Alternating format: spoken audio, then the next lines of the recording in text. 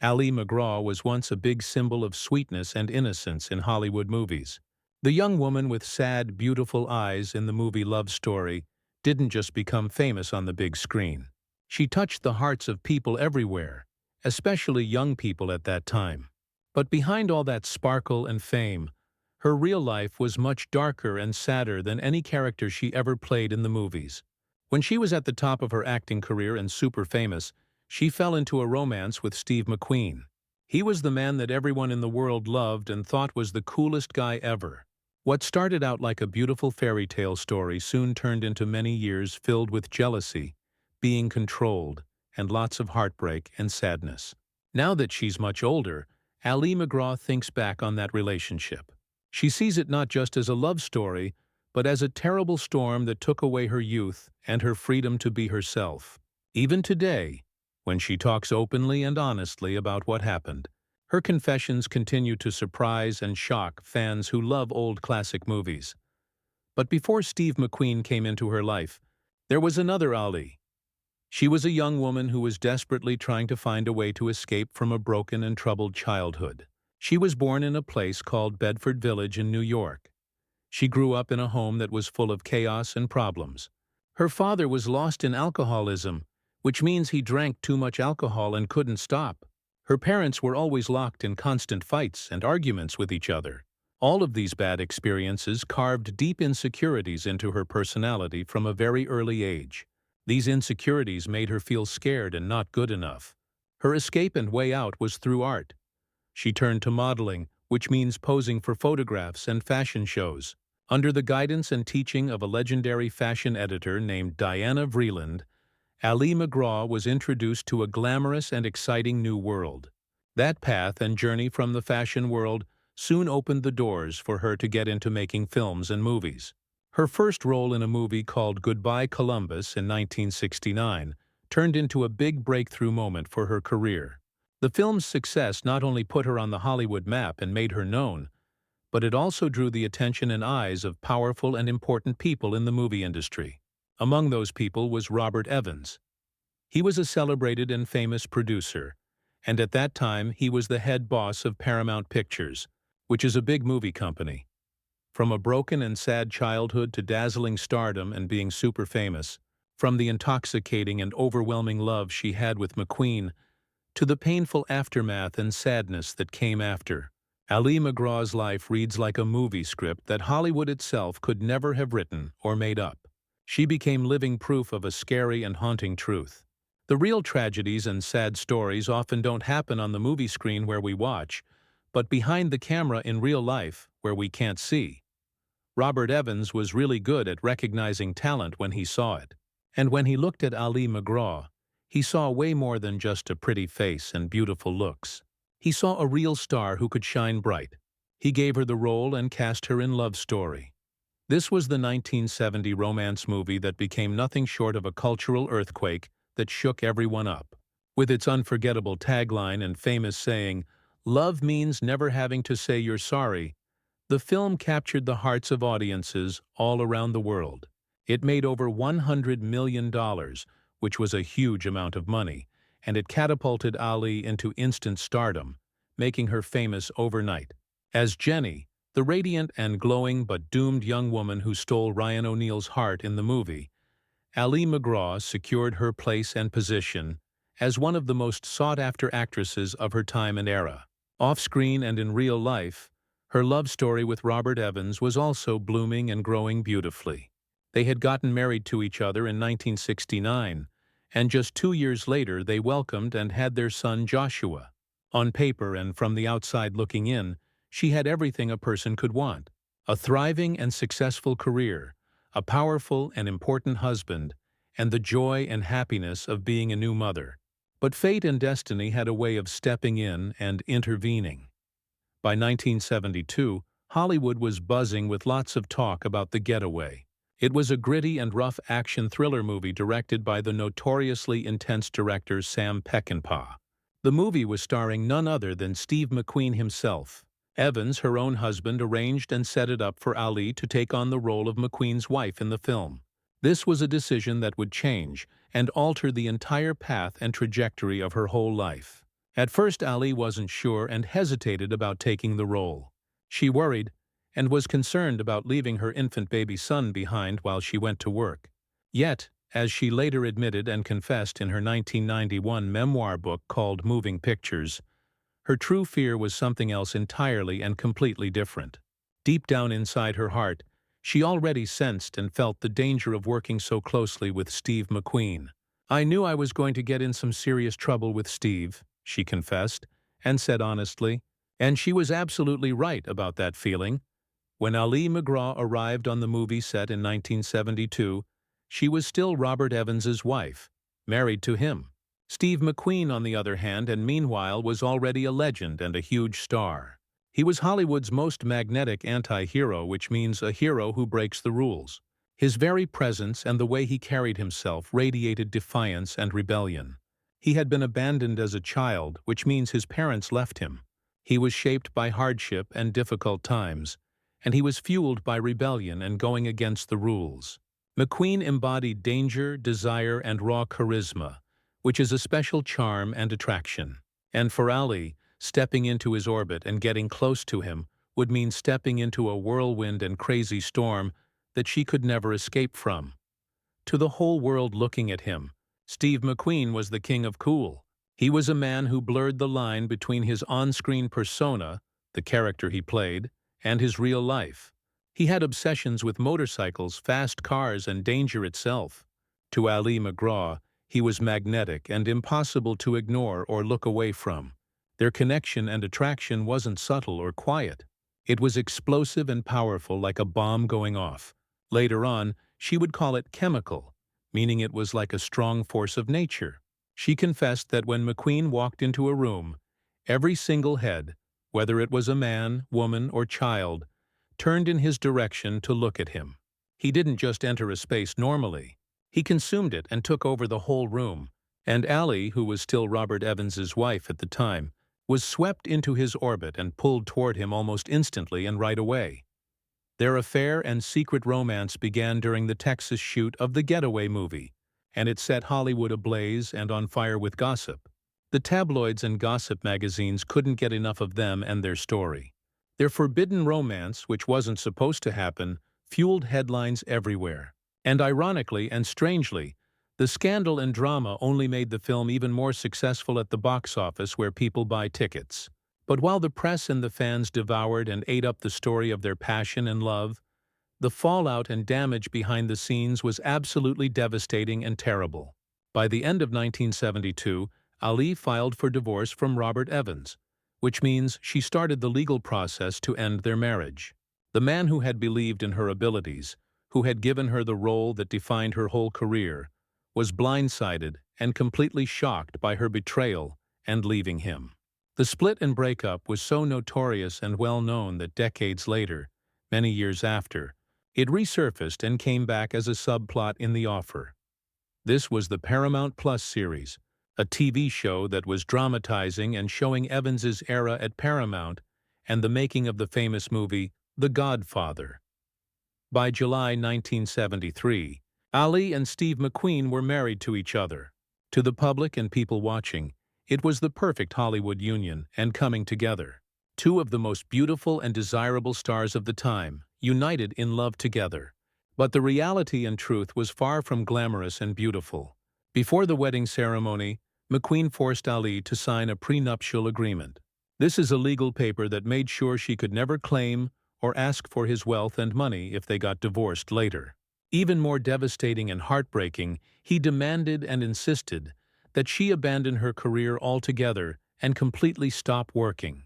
At the very height of her fame, when she was most popular, Ali MacGraw walked away from Hollywood. She didn't do it because she wanted to, but because she was terrified and deeply scared of losing him. Later on, she admitted it outright and clearly said, "It was fear, not choice." It wasn't her decision. It was her fear that made her do it. At first, life in Malibu, a beach area in California, seemed like a beautiful dream come true. The couple retreated and went to a beachfront home where they hosted barbecues and cookouts. They strolled and walked barefoot in the sand, and they entertained a small circle of friends who came to visit. From the outside looking in, They looked like the embodiment and perfect example of a glamorous, sun-soaked Hollywood romance. But inside that beach house and behind closed doors, the cracks and problems began to spread and grow bigger. Behind the closed doors of their supposed paradise and perfect place, jealousy, control, and sacrifice were already starting to define their marriage and relationship. Steve McQueen was a man who carried his past like an open wound that never healed. He had been abandoned by his father, who left him. He was rejected by his mother, who didn't want him. He grew up hardened and tough and suspicious and distrustful, especially of women and their intentions. Those scars and emotional wounds never really healed or went away. And in his marriage to Ali MacGraw, they surfaced and came up in destructive and harmful ways. His jealousy was relentless and never-ending. If she so much as glanced at or even looked at another man, the tension would ignite and explode into anger. Yet, in a cruel and unfair contradiction, McQueen himself openly flirted with other women. Rumors of his countless affairs and relationships with other women swirled around them constantly. For Ali, the deepest cut and worst pain came not from his wandering eye and looking at other women, but from the sacrifice he demanded of her and what he forced her to give up. At the peak of her fame, when she was most successful, McQueen, who was then the highest-paid actor in the whole world, told her flatly and directly, he didn't want a working wife. He was the biggest movie star in the world, and he didn't want me to work, she later admitted and said, looking back. Out of fear of losing him and being left alone, she surrendered and gave in. Hollywood premieres, which are fancy movie openings, and scripts waiting on her desk for new acting roles were replaced with grocery lists for shopping, laundry, and the daily routines of a full-time homemaker and housewife. She raised Joshua, her son, from her marriage to Robert Evans, while bending her whole life around McQueen's needs and wants. In her memoir book, Ali confessed and admitted that she became everything he wanted her to be: the cook who made his meals, the cleaning lady who cleaned his house, the simple woman. But the role was suffocating and made her feel like she couldn't breathe. She adored and deeply loved him, yes, but his hunger for control and power over her left her increasingly cornered and trapped. And with his heavy drinking of alcohol and drug use, the house became even darker and more depressing. She too began slipping into alcoholism and drinking too much, numbing her feelings and trying to ignore the silence that echoed and rang behind their Malibu doors. What began as a fiery love affair full of passion had cooled down and turned into something brittle and easy to break. It was poisoned by suspicion, anger, and quiet resentment and bitterness. By the mid-1970s, around 1975 or 1976, the illusion and fake dream had shattered and broken completely. The dream house by the ocean was no longer a sanctuary or safe place, but a stage for tension and isolation where she felt alone. Ali later admitted that she was terrified to voice her truth and say what she really felt. She was paralyzed and frozen by the fear that McQueen would abandon and leave her if she ever dared to speak her mind and say what she thought. And so she stayed silent and said nothing. She endured and suffered through it. But by 1976, the cracks and problems could no longer be hidden or covered up. On screen in the movies, McQueen remained Hollywood's indestructible rebel who couldn't be broken. He was the man who embodied freedom in movies like Bullet and The Great Escape. Off-screen and in his real life, he was unraveling and falling apart. His addictions to alcohol and drugs had tightened their grip and hold on him. Nights dissolved and melted into drinking, doing drugs, and being with other women. He returned home volatile and explosive, sullen and moody, or suspicious and distrustful. For Ali, who had already given up her independence and ability to make her own choices to live in his shadow, the loneliness became unbearable and too much to handle. The fairy tale and perfect story was gone and over. What remained and was left was a prison built out of love, fear, and silence. Ali MacGraw, who was once the picture of discipline and grace, and who carried herself so well, began to crumble and fall apart under the weight and pressure of her marriage. To dull the loneliness and numb the pain, she drank more heavily and consumed more alcohol, slipping deeper into despair and hopelessness. All the while, Hollywood whispered and gossiped quietly about McQueen's affairs and relationships with other women. Rumors of flings and late-night trysts, secret meetings, with other women circulated endlessly and spread everywhere. At first, she fought to deny it and say it wasn't true. She was clinging to the hope that the man she had fallen in love with still existed beneath all the jealousy and chaos and mess. But whispers and rumors have a way of growing louder and stronger. Soon, the truth could no longer be ignored or pushed away. The humiliation and embarrassment was suffocating and made it hard to breathe. Wounded and hurt, and desperate for connection and someone to care about her, Allie later admitted that she too strayed and went outside her marriage. She was seeking comfort outside her marriage with other people. What had once been a fiery love story full of passion had curdled and turned sour into betrayal and bitterness. Each act of infidelity and cheating carved deeper scars and wounds into both of them. By 1977, her patience was gone and used up. She told McQueen that she wanted to work again and act in movies. She wanted to reclaim the career she had sacrificed and given up at the height of her fame when she was most successful. But this was more than just ambition and wanting to be successful. It was defiance and standing up for herself. It was a declaration of selfhood and saying, "I am my own person," after years of suppression and being pushed down. McQueen's response was as cold as ice and as final as death. According to Mark Elliott, a biographer who writes about people's lives, he looked at her and said directly, "In that case, we are filing for divorce." Those words and that sentence ended whatever illusion and fake hope remained between them. They confirmed the truth that Ali had feared and been scared of all along. In McQueen's world and way of thinking, her choices and her voice had never truly mattered or been important. Determined and decided to stand on her own again and be independent, she accepted a role in Sam Peckinpah's movie called Convoy.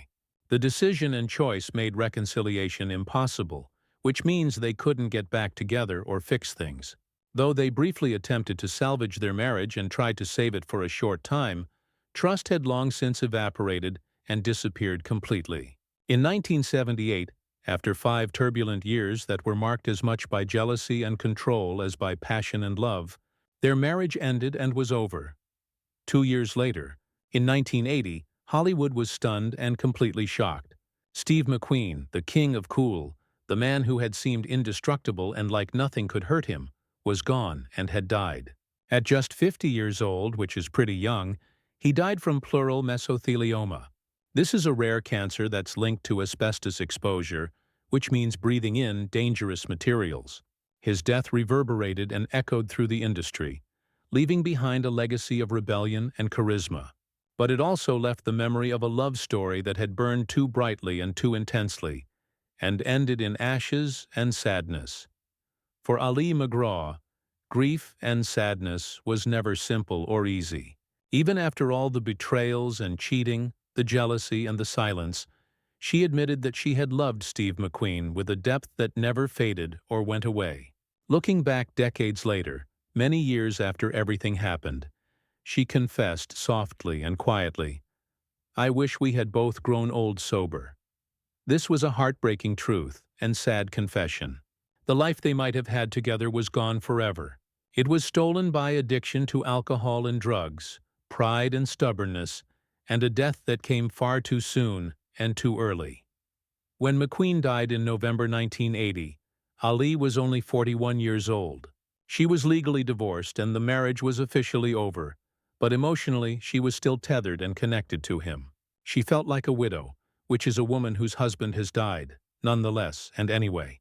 For a woman who had always feared abandonment and being left alone, nothing could prepare her for the absolute finality of death, which is permanent and forever.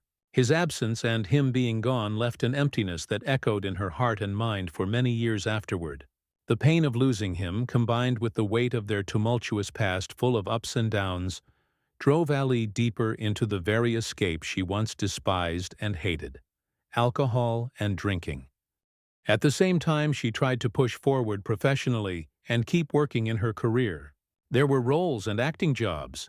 She was in Convoy in 1978, and later she had a 14-episode arc, which means she appeared in 14 episodes on the glossy prime-time soap opera called Dynasty in 1984. But the golden glow and special shine of her early stardom had dimmed and faded away. Hollywood had moved on and forgotten about her. She was often typecast, which means given the same kind of roles over and over, or worse, she was forgotten completely. And Ali herself no longer had the will or desire to fight her way back to the top of an industry that had once placed her on a pedestal and made her seem so important and special.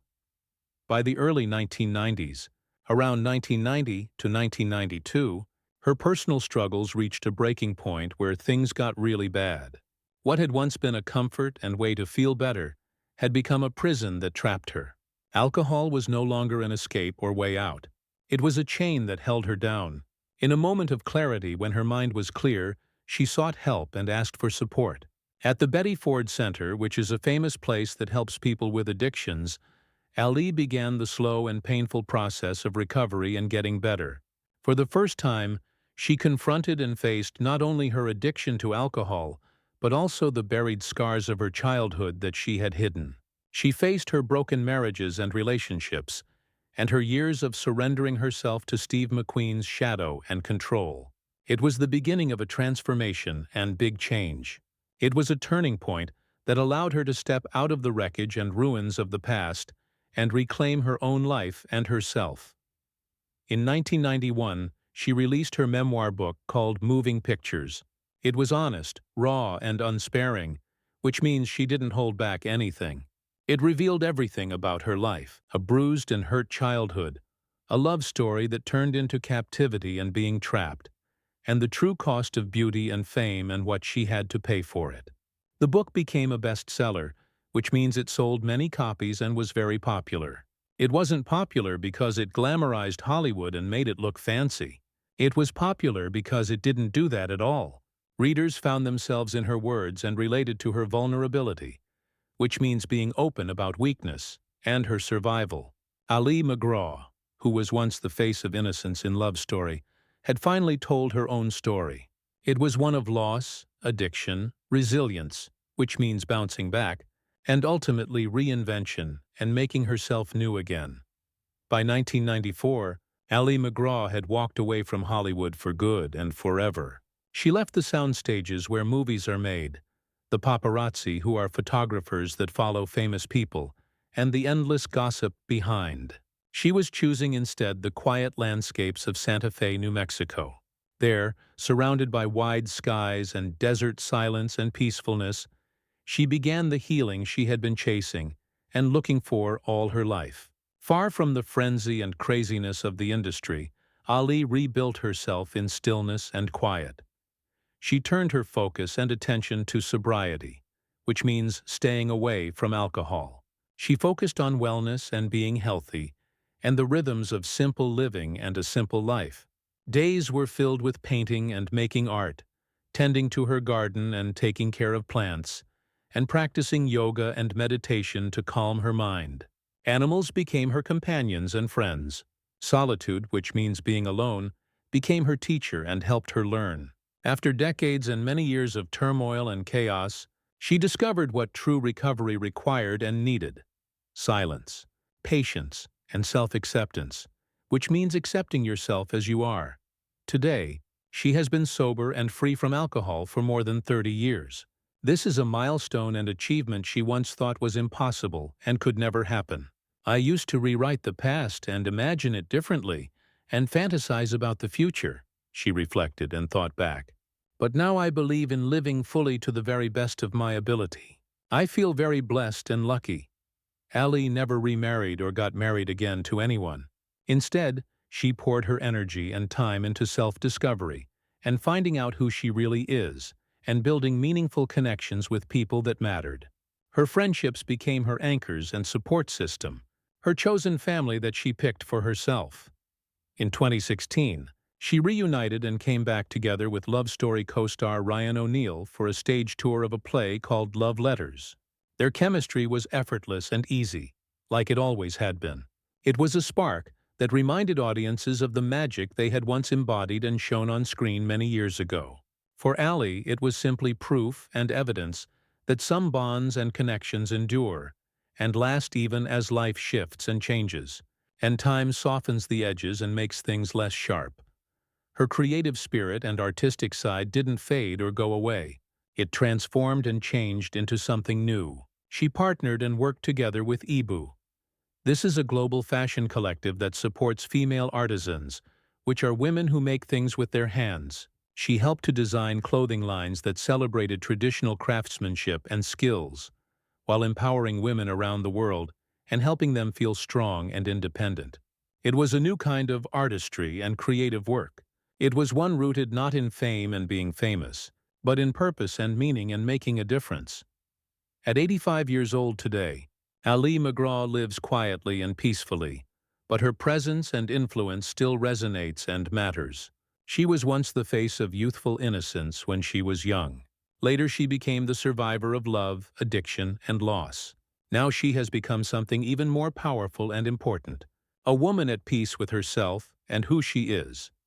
For a woman who once silenced her own ambitions and dreams to live in someone else's shadow and control, Ali MacGraw's later work has been a reclamation and taking back.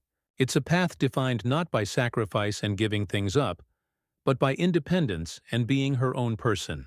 Even at 85 years old, she remains strikingly candid and honest about her past and what happened.